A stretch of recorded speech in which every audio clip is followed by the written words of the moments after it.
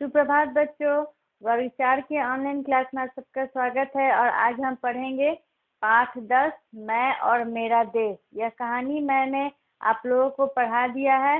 इसके सभी शब्दार्थों को लिखा दिया गया है, कठिन शब्द लिखा दिए गए हैं और कुछ मौखिक प्रश्नों को मैंने आप लोगों को गृह कार्य में दिया था। तो आज हम इसके कुछ लिखित कार्य और बात भाषा की ओर ध्यान देंगे कि उन प्रश्नों को कैसे हल किया जाएगा। ठीक है बच्चों, तो हम यहाँ पे लिखित प्रश्नों को मैं आप लोगों को समझा दे रही हूँ और इसे लिखकर मैं गृह कार्य में भेजूंगी। तो आप लोग उसको अच्छे अक्षरों में सुंदर राइटिंग में लिख के उसको ग्रुप पे सेंड कीजिएगा। अभी मैं आप लोगों को मौखिक रूप में इसको समझा रही हूँ।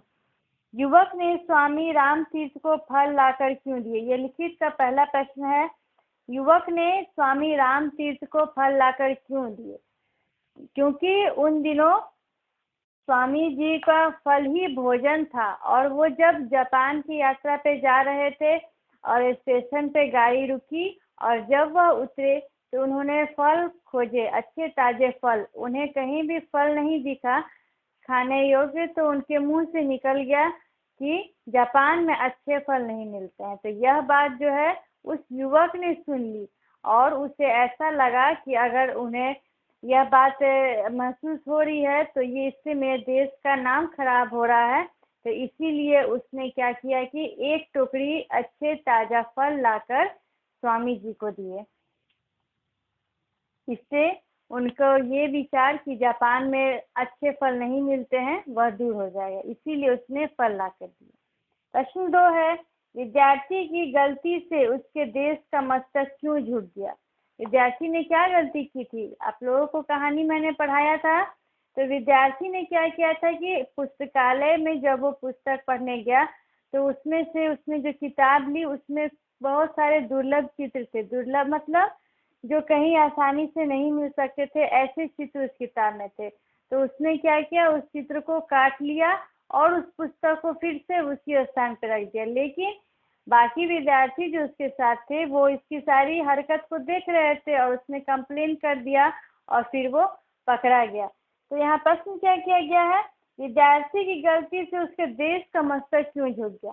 क्योंकि उसकी इस गलती से न सिर्फ उसका बल्कि उसके देश के हर नागरिक का उस पुस्तकालय में प्रवेश वर्जित हो गया। तो ये तो बहुत ही खराब बात है कि एक के कारण सभी को सजा मिल गई, सभी देशवासियों को, और उसके देश का मस्तक झुक गया। प्रश्न 3 है, हमारे अच्छे काम का देश के सम्मान पर क्या प्रभाव पड़ता है? तो हमारे अच्छे कामों से देश का सम्मान बढ़ता है, उसकी प्रतिष्ठा बढ़ती है, उसका सिर ऊंचा होता है। तो ये तीनों प्रश्न मैंने आप लोगों को समझा दिया। प्रश्न 4 है, पाठ में बताए गए किन्हीं 4 अशिष्ट आचरणों के नाम लिखो। इस कहानी के अंत में जो लास्ट पैराग्राफ है उसमें आप लोगों को बहुत सारे अशिष्ट आचरण बताए गए हैं, जैसे कि अपने घर या दफ्तर गली को गंदा रखना, प्रार्थना स्थल, उत्सव, मेला, रेलगाड़ी, खेलों में ठेलम ठेल करना। अशिष्ट आचरण में बहुत सारे चीज आ गए हैं, किसी को अपशब्द बोल देना। तो इन सभी में से या फिर आपको जो भी ऐसा लगे कि ये है अशिष्ट आचरण, लेकिन यहाँ प्रश्न की पाठ में बताया गया, तो पाठ में से आप लोगों को 4 या 5 अशिष्ट आचरण चुन के स्वयं लिखना है। ठीक है बच्चों, तो ये तो वे लिखित कुछ प्रश्न। अब है बात भाषा की। इसमें कुछ प्रश्नों को मैं आप लोगों को समझा दे रही हूँ। पहला प्रश्न है, रंगीन शब्दों के विलोम से खाली स्थान भरे। यहाँ इस प्रकार के प्रश्न है, ठीक है। रंगीन शब्दों से विलोम शब्द खाली स्थान भरना। तो यहाँ जो रंगीन शब्द किताब में है उसको मैंने रेखांकित कर दिया है और उसी का विलोम इसी खाली स्थान में भरना है। पहला है, हमें बुराई का त्याग करके डैश को अपनाना चाहिए। तो यहाँ बुराई का हमें विलोम भरना है, तो क्या हम भरेंगे, अच्छाई।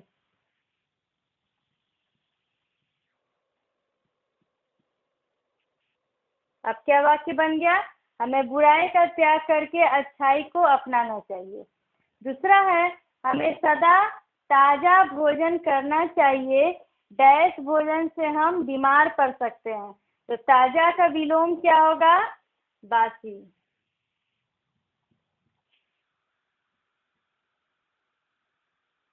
विज्ञान ने डैश चीजों को सबके लिए सुलभ बना दिया। तो यहाँ सुलभ का क्या होगा? विलोम दुर्लभ।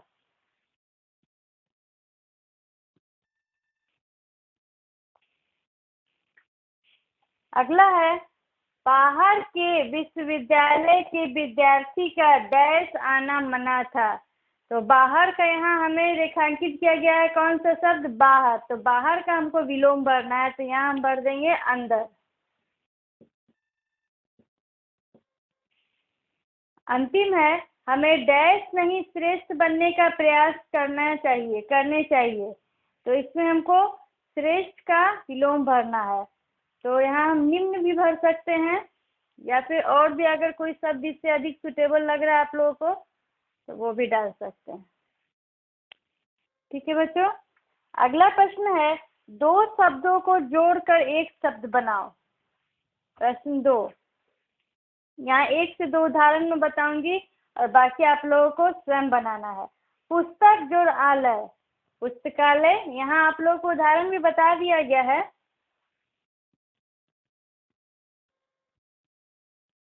पुस्तक जोड़ आलय, ये क्या बन गया हमारा? पुस्तकालय।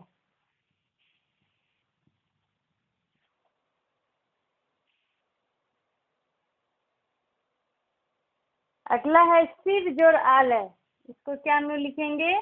शिवालय। इसको संधि भी कहते हैं, आगे की कक्षा में आप इसको पढ़िएगा।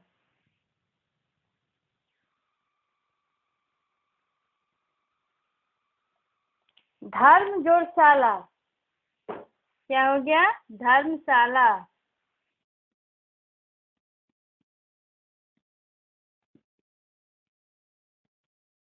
इन सभी को आप लोग बनाने का प्रयास कीजिएगा, और गृह कार्य में मैं तो इसे बनाकर आप लोगों को भेजूंगी, उससे आप लोग पहले मिला लीजिएगा और ग्रुप पे आप लोगों को इसको सेंड भी करना है। प्रश्न 3 है, नीचे दिए गए वाक्यों में व्यक्तिवाचक संज्ञा छांट कर लिखें। तो संज्ञा मैंने आप लोगों को बहुत अच्छी तरह से पढ़ाया है एक्टिविटी के साथ, तो आप लोगों को व्यक्तिवाचक संज्ञा इसमें चुनना है। तो व्यक्तिवाचक संज्ञा किसे कहते हैं? किसी विशेष व्यक्ति या फिर स्थान हो या फिर कोई भी चीज हो तो उसके नाम को हम संज्ञा कहते हैं। ठीक है बच्चों, तो इन वाक्यों में से हमें व्यक्तिवाचक संज्ञा को सिर्फ छांटना है। पहला वाक्य है, जवाहरलाल नेहरू देश के प्रथम प्रधानमंत्री थे। तो इसमें व्यक्तिवाचक संज्ञा क्या होगा? जवाहरलाल नेहरू। भारत एक महान देश है, इसमें तो किसी भी देश की बात नहीं है कि यह एक महान देश है, इसमें साफ साफ नाम दिया गया है, भारत एक महान देश है। तो ये भारत जो हो गया वो व्यक्तिवाचक संज्ञा हो गया। रामायण हिंदुओं की धार्मिक पुस्तक है, तो यहाँ रामायण व्यक्तिवाचक संज्ञा हो गया। मेरे कुत्ते का नाम रॉकी है, तो यहाँ सभी कुत्तों में से एक मेरा कुत्ता है जिसका नाम रॉकी है, तो ये जो रॉकी हो गया वो व्यक्तिवाचक संज्ञा है। रक्षाबंधन का त्योहार भाई बहन के प्रेम का त्योहार है, तो भाई बहन क्या हो गया? व्यक्तिवाचक संज्ञा। नहीं, रक्षाबंधन, यहाँ किस पर्व की बात की गई है? रक्षाबंधन, तो ये रक्षाबंधन जो है व्यक्तिवाचक संज्ञा हो गया।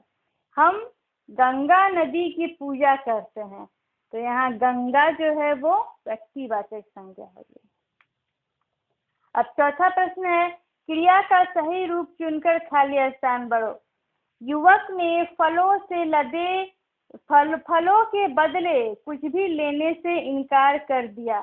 तो युवक एक वचन है ना बच्चों? एक युवक था, तो यहाँ दिया कर देंगे। युवक ने फलों के बदले कुछ भी लेने से इनकार कर दिया। इसी प्रकार हम वचन के अनुसार ही इसमें क्रिया को डालेंगे। पांचवा प्रश्न है, नीचे दिए गए शब्दों में सही योजक चुनकर वाक्य को पूरा करना है। जैसे उदाहरण दिया गया है यहाँ पे, स्वामी जी ने फल ढूंढे।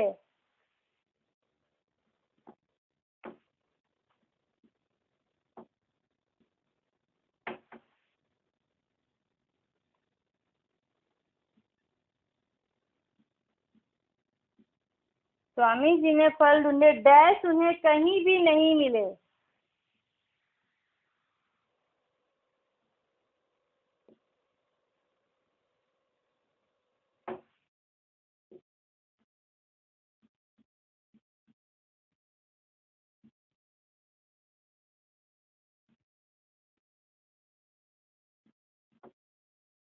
यहाँ ग्रीन बॉक्स है, उसमें इससे कुछ मिलते जुलते योजक चिन्ह है, तो हमें इसी बॉक्स में से उसको देखना है कि इस वाक्य में कौन सा सुटेबल है, कौन सा सही लग रहा है। स्वामी जी ने फल ढूंढे लेकिन उन्हें कहीं भी फल नहीं मिले, तो यहाँ कौन सा योजक चिन्ह जुड़ जाएगा? लेकिन, जिससे कि वाक्य सही लग रहा है। दूसरा है डैश तुम खूब पढ़ोगे, डैश सबसे होशियार बन जाओगे। दो जगह खाली स्थान है, तो यहाँ इस प्रकार से भराएगा, यदि तुम खूब पढ़ोगे तो सबसे होशियार बन जाओगे।